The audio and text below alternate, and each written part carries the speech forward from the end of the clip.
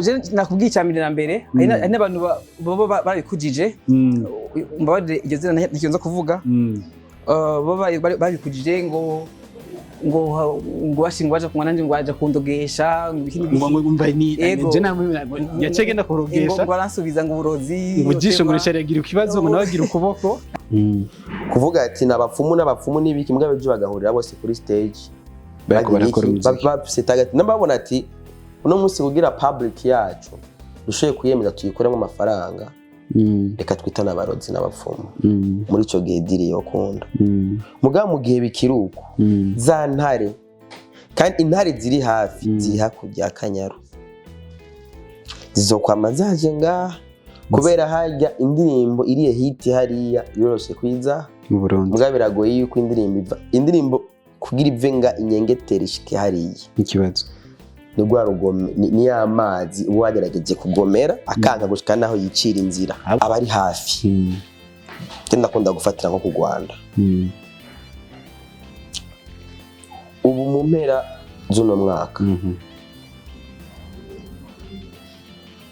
Christopher afise one man show ngaha urabumvaga bro nta mubanyi n'umwe aza vugana n'u Burundi kwakiriwe neza haragari ikintu babashakaye kutiva mugabo iyo bo basi kujya baza ariko banageze no ni wabo ariko bace bagenda batuvuga batubwira ko turabana beza ariko bashitse ngaha bemera uri bukasho yigeze guhomba ya who is the best ya bifes na Fabio Fizo na Satbi Fizo na Satbi na mafishi yatanga gutegura voilà nikibanza n'abantu bari bavyiteguriye Fizo ati jewe sinogira Brad Fe na Sabino nkashonkora iyo basi ibintu bakora bakitana abarozi bakitana abapfumu bakagira iki mugabo bakabivyaza ivyunguka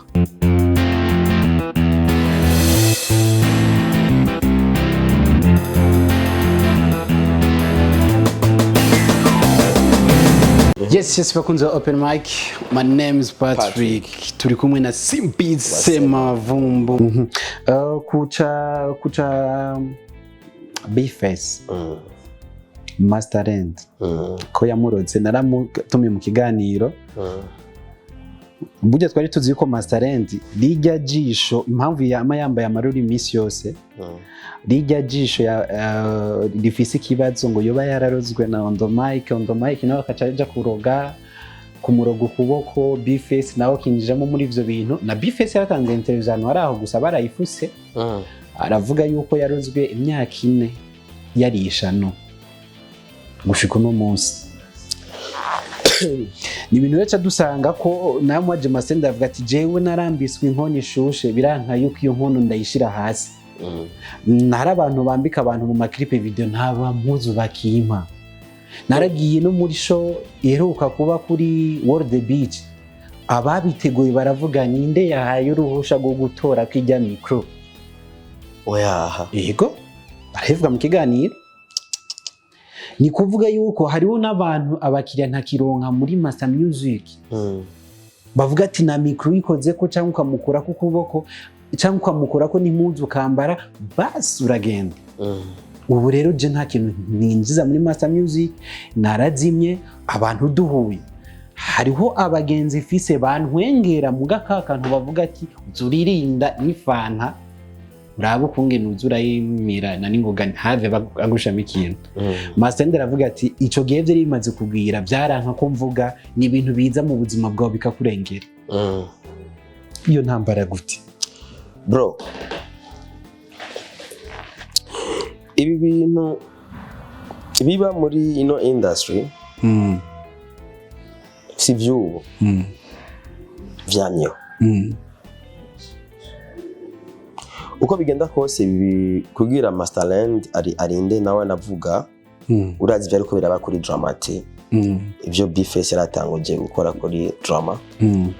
je nahisemo kuvuga ati reka bino bintu tubigarukirize hagufi kuko il y a des fois iyo amatactique yose umaze gukoresha yanse urana ko Bface amaze giaso indirimbo ziflopa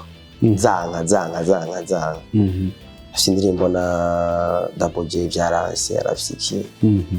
rero hari amatactique abaririmbyi bakoresha iyo barengene bogaruka muganda kumenyeshe yuko izo tactique zo kwankisha abantu umuntu nizo zituma ubona tuguma twinjirirwa kubera medium zacu zamaze disamazwa nibyo uno munsi ama content uzosanga hose ni bifesi ni dramati sivyo kuko ucu bibona umva ko masenda cyabijamo aho genda kubaza Fabulove nawe yogore izindi version kuri bifesi ugenda kwa Arnovich nawe cyangwa indi version kuri Masterland sivyo aho ndakubwira ni sike yama juste yama content uza gusanga nta na hamwe aza kutugeza sivyo ari nayo mpamvu ucubona abari hafi genda kunda gufatira nko ku Rwanda ubu mu mpera z'uno mwaka Christopher afise one man show ngaha urabumvaga bro dutanguye kuri Dajo ya Dajo nuko azanwa na Brasserie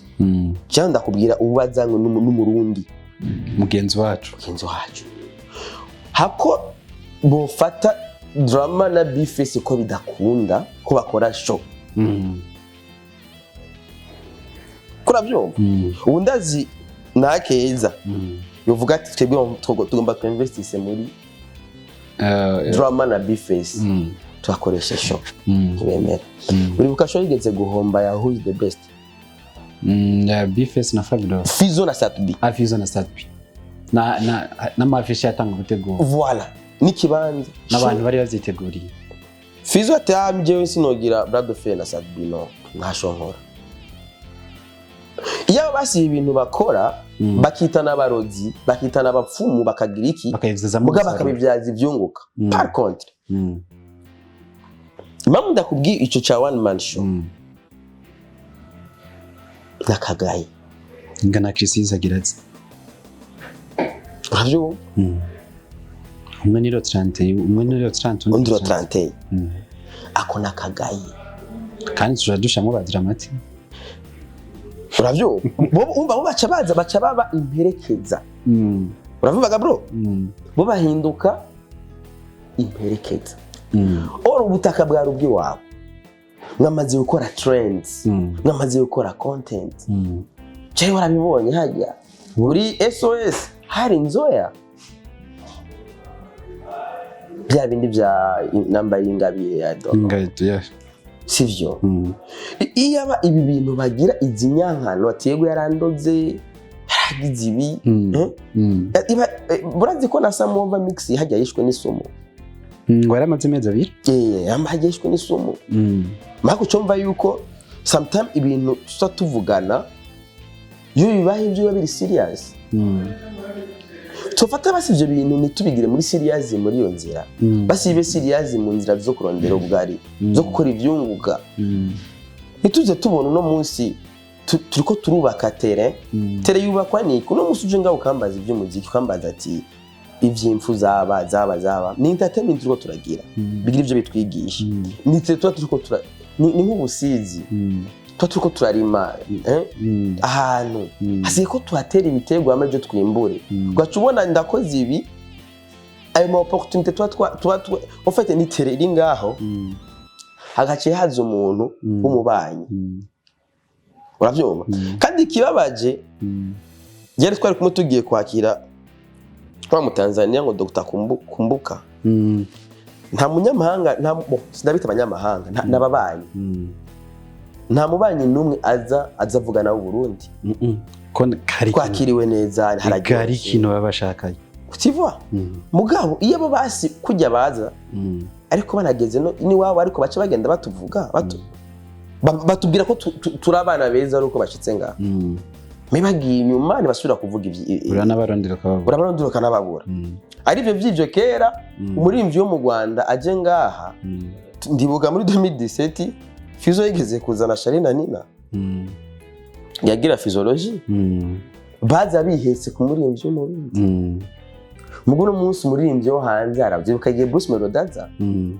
yashoye imwe bamufunga azi kuza uje gutegura igitaramo na management yawe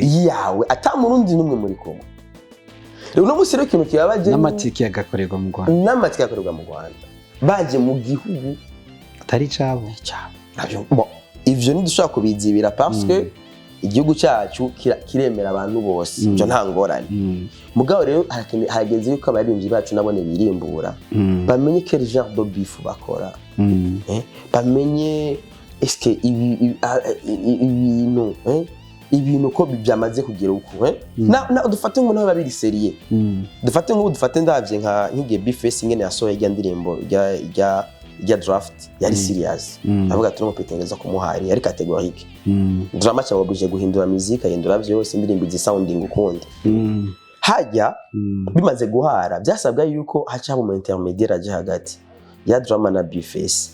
arabingene ashobora kubahuriza hagati na hagati hama bakore plan y'ivyunguka aho byo bari ibintu bimeze neza mugabo usanga rero ari no wambwiye ati igihe Fizo atuka Dramati cagiye amutuka kuri Facebook bifesi yabaye wa mbere mu kwandika ati grand frère nkore kumwandikira inbox umuga rero nawe bica bimugarukako abo wa mbere gushira indirimbo hanze atamwandikiye inbox umva ko ari vyari benzi voilà rero niyo mpamvu rero nakubwiye yuko ibi byose biriko biraba namanda bigereranya n'impongo ziba ziriko ziragwana hafi y'intare iri pembeni urabyo wani intare ije kuramo kimwe yigiye imwe muri zirahasigara ni biro ucubona rero ko turakora ama trend ndibuka igihe the Ben yari ngaha urazi yuko Fizo na Inoji bataririmbye mugabo nta kinyamakuru na kimwe cyo mu Rwanda cyabivuze ko bivugira ngo kuri show ya the Ben ngo yemeje haje ama affiche ngo ya Bruce Melody ngo haje ibi ni kwitangaza amakuru babibatse rero cyo tumenya ati itangaza amakuru ryacu bitangiza inkuru uno musi tuko turagira amabifu ari serie gushika naho bishika yuko n'abantu n'umuntu apfa agapfa turabije ibintu izo bifu zabayeho kera muri Etats-Unis igihe cy'aba Notorious Big na Tupac mugabo basanze ko ataho zobageza bahitamo gukoresha bifu za micro kuri micro sivyo ivyo rero byo kubwira abantu ati bitana ngo n'abarodi canke n'abapfumu canke nibi nivyo navyone birashobora gukoreshwa mugabo mu nzira za business zivyunguka kuvuga ati n'abapfumu nibiki mugabo byo bagahurira bose kuri stage bagakora nababona ati uno munsi kugira public yacu dushoye kuyemeza tuyikoremo amafaranga reka twitana abarozi n'abapfumu muri ico gihe diri yo kunda mugabo mu gihe bikiruko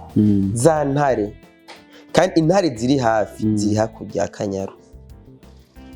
Tuzokwama zaje ngaha kubera hajya indirimbo iriye hit hariya yoroshe kwiza mu Burundi mugabo biragoye yuko indirimbo kugira ivenga inyengetera ishike hariya ikibazo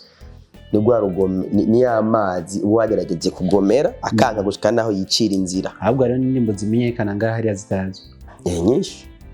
mu underground wa mezi atatu hari naco umustar kibazo ingorane so ndagushimiye cyane kiganiro open mic asante sana safi